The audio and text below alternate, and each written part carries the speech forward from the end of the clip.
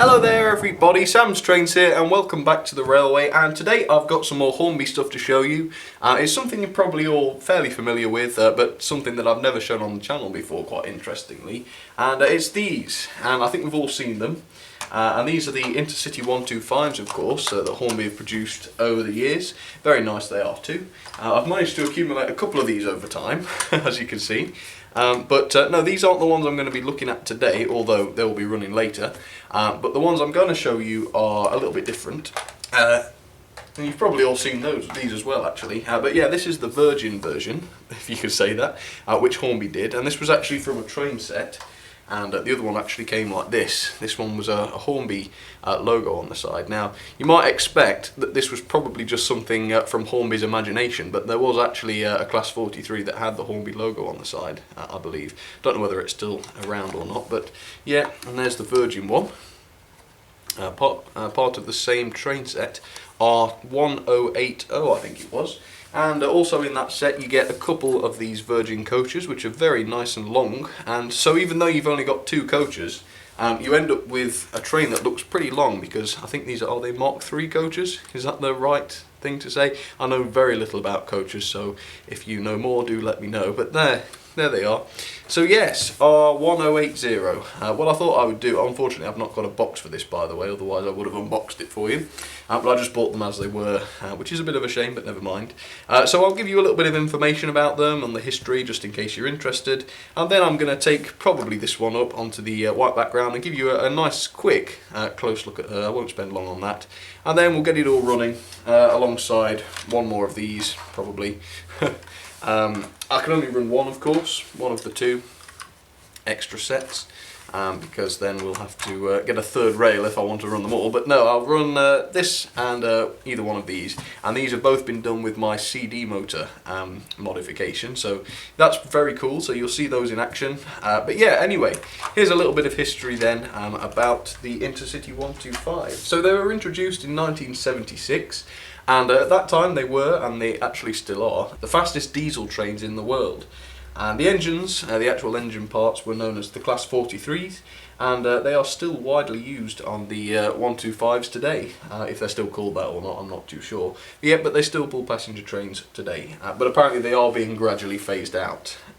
There were initially almost 200 of them produced, which is pretty interesting. Although I suppose that 200 was probably over several years. They're probably quite iconic, aren't they, as far as British trains go, especially diesels, and they've served for about 41 years and counting. So very cool. But yeah, here we go then. Here's a close-up look at the Hornby, with the Hornby logo on it, I suppose, the 125 Class 43. So here it is. And it does look pretty smart, I think. I probably prefer this livery to the 1970s one, just because it's a bit more decorative, isn't it, really? But yeah, a very quick close look then. Let's have a quick look at the Hornby logo. As you can see, it's very nicely applied, certainly very crisp. And you've got the little running number in the corner there, which is just 43087. But the whole thing's probably a lot more detailed than some of the old versions they did. I mean, you can see for a start that there's these little warning signs all along it. I think there's 3 on this side and probably more on the other side. And all the handrails and the door handles and such, just here, as you can see, are all nicely painted in. As well as glazed windows, of course, and there's quite a lot of those on the front there and on the sides. This one has got some lighting. If you look around the front, obviously you can't see it really, but you'll see it when we get it running. But unfortunately they are still bulbs, they're not LEDs, so if you want to you know, make them a bit more efficient, you would have to change them for LEDs. But other than that, it's fairly modern and fairly good looking, I would say, and there's a fair bit of weight to them. And also, before we get it running, this one does run a Ringfield motor, of course, as you'd expect, but it's a little bit better than some of the older ones. Whether that's just because it's new or not, I'm not sure. But it's certainly a lot of better runner than some of the old ones I've had. So I don't think I'll be converting this one to my CD motor anytime soon. But yeah, let's have a quick look at the moulding. Of course, you've got this very realistic, actually, grille on the side there, which presumably lets out some of the heat or fumes or whatever, probably used for cooling. And up on the roof as well, you've got some really nice detailing there, which, as far as I can tell, is pretty similar to the, you know, to the regular 125. in the old livery. So yeah, that's that one. Let me just show you the end car, which is basically the same but with different, well, different livery slightly. Let's show you that one.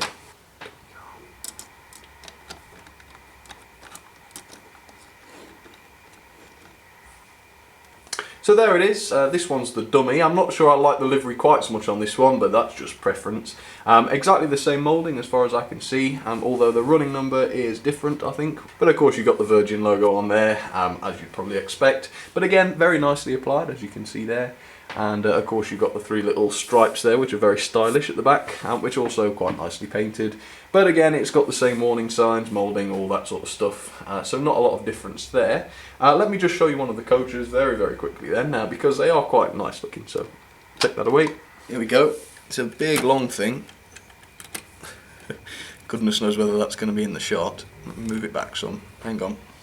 But yeah, they're very good looking coaches. I mean, I'm not a huge fan of them because I'm a Steam fan, but I'm sure if you're a big diesel lover, these are probably more your cup of tea. But of course they're in that, well, just like the last engine car we looked at, they're in that sort of same livery with the 3 stripes, the red and black, and also the Virgin signs there. And the running number of this particular coach appears to be 42320. And you've also got an awful lot of printed detail on there, especially around the doors and around the corridor connections at the back. And of course you've also got some interior seating, which is red. Now I don't know if they're really red in real life, who knows. But yeah, certainly not bad coaches, and as I say, they are really long, which gives the train a nice long look, even though it's not really. So yeah, there we go. Let's get it all onto the tracks then, and I'll show you how it runs. Alright, let's give it a try. Okay, so there's the Hornby / Virgin 125 set all put together, 4 pieces as you can see. It looks pretty good, and I'm not going to do a coupling or anything because apparently they stay together normally, obviously because there's an engine at both ends, so it doesn't really need to uncouple from the train. So we'll get that tested in just a second and see how it does at slow speeds. But on the other track, as promised, I've got the yellow and blue, I'm not sure what you'd call that livery incidentally, InterCity 125, how they would have looked in the 70s presumably. And yep, this has got quite a big train, I think 7 coaches there. They're a little bit mixed matched unfortunately, but hopefully it should prove just how much she can pull. So that's a 9-piece set, and of course she's got the CD motor inside her, which is a very cheap but very effective mod you can do to the Ringfield motor. But first of all then, let's get this Class 43 tested and see how she works, and see if you can spot the light as well, if you can. Okay, slow speed then. And don't forget, this is with the cars coupled to her. So as you can see, that is not a bad slow speed at all. Certainly good. Let me just go in reverse. Yeah, it's not bad. And she's on a point there as well, which isn't bad. Let me see if you can get... Yeah, that's pretty good actually. Very impressive. And forwards again. And for a Ringfield motor, that's pretty much unheard of. That's very good indeed. Alright, let's get her started then. There we go. Now let's start the big long train, shall we, as well. And this one often needs a bit of a push to get it started, but we'll see. There we are. Put it up to some power, give it a nudge, and hopefully she'll pull them. Yep, as you can see, picking up speed nicely. Alright, let's watch them go, shall we? So yeah, you'll have to let me know which one you like the most, whether it's this sort of grey and blue version and the traditional livery, or the Virgin red and black one, which is just coming around the corner now. There it is. So yeah, do let me know. I can probably imagine what the favourite would be, but you never know, so yep, answer the poll if you want to.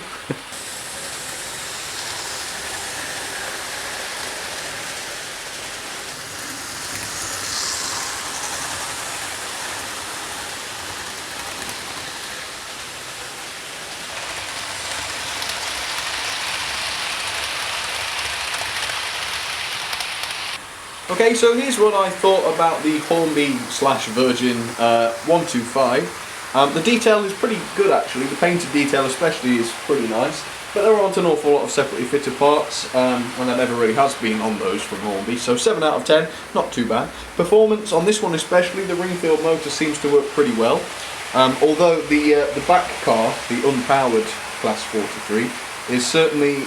Well, it certainly has a lot of drag, let's put it that way, so you do need quite a lot of pulling power to pull that along actually, so 8 out of 10 there. Character 7 out of 10. It's not bad, it's quite a nice looking thing, and I suppose if you really like the 125s, you will think more to them. But I do think there are some diesels out there which have a lot more character, like the Derby Lightweight for example. But it's a completely different kettle of fish, but it's down to opinion. But for me, 7 out of 10. Build quality, 8 out of 10. They're certainly not bad. You know, you can't really complain, it's not broken, but you do get almost a little feel that it's a little bit on the cheap side, you know, just because some of the wheels don't go round all that easily. And I think when I was taking the body off, the body sort of broke apart and I had to glue it back together. So, you know, it's a little bit cheap side, but I think you'll be absolutely fine with it. Value, I paid, I think, about £65 for this, but that was quite a while ago. So the value's not too bad. I think for what you get, a 4-piece set, it's pretty good. So 8 out of 10 there, which gives us an overall 7 out of 10. I think it would be higher if you're a diesel fan, but I'm not as much, so I think that's why it's a little bit lower. But certainly not a bad little set, and I do think it's got some charm about it. Alright, let's leave them running for a bit then, shall we? Alright, I think we'll give it a go with some of the lights off then, see what it looks like with the headlights on. So let me just get some of those out, and yeah, we'll see if we can't see some lights. I think I'm going to have to turn more lights off than that. Right, let's make it real dark. Okay, the Virgin one is fairly subtle, as you can see. There's not a lot of light coming out of that one, but my modified 125 has a lot better light because it's LED driven. As you can see, a little bit more obvious. There you go.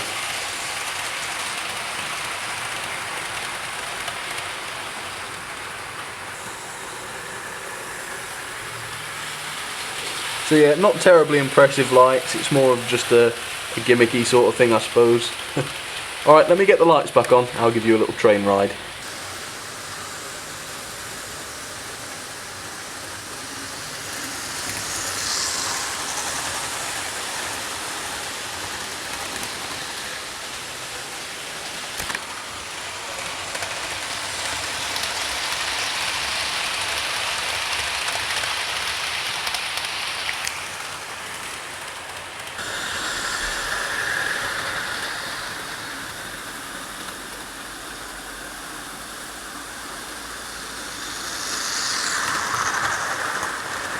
Yeah, nice. Looks pretty good with a good long consist.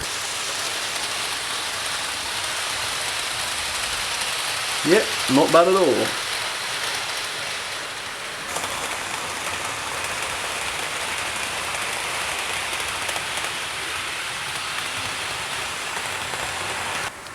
Alright then everybody, well that should just about do it for today. Thank you all very much for watching as always, and if you are a big Steam fan, I'm very sorry to do another diesel video, but I will be back with some more Steam next time. And myself, I don't really mind doing the odd diesel. I think they are a lot of fun to run, and they're just something a little bit different. So yeah, if you did enjoy the video, please don't hesitate to leave a like or even a comment, because I'd love to hear from you. And if you'd like to, you can also check out the Facebook or the Twitter pages, and they're at facebook.com/samstrains or twitter.com/samstrains. It would be lovely to see you on there, but for now, I'll say thank you very much for watching, and I'll see you very soon. Thanks everybody.